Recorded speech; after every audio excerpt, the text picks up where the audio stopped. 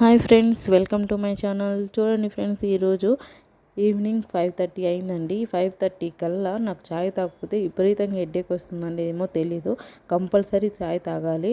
ఇదిలా నాకే ఉంటుందో మరి అందరికి ఉంటుందో అయితే నాకైతే తెలీదు. నాకు మాత్రం పక్కా 5:30 కల్లా ఛాయ్ తాగాలండి. నేను ఛాయ్ తాగకపోతే నాకు విపరీతంగా వస్తుంది. ముందు నేను పాలు బాగా కాగపెట్టుకుంటానండి. కాగపెట్టుకున్న దాకా దాంట్లో 2 స్పూన్లు టీ పొడి వేస్తానండి.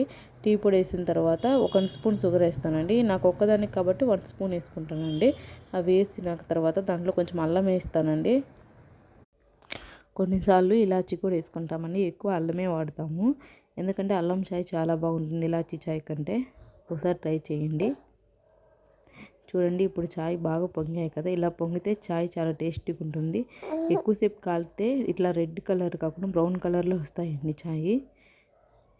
చూడండి ఎంత బాగుందో. సారీ, పడబోయిందండి. చూడండి, చాయ్ అయిపోయింది. ఈ వేడి వేడి చాయ్లోకి బిస్కెట్ చాలా బాగుంటుంది. ఒకసారి ట్రై చేయండి.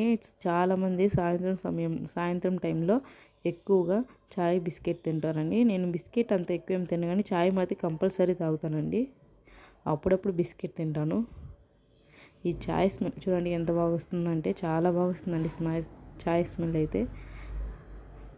ఇప్పుడు బిస్కెట్ తింటే సూపర్ ఉంటుంది. అంతేనండి వీడియో.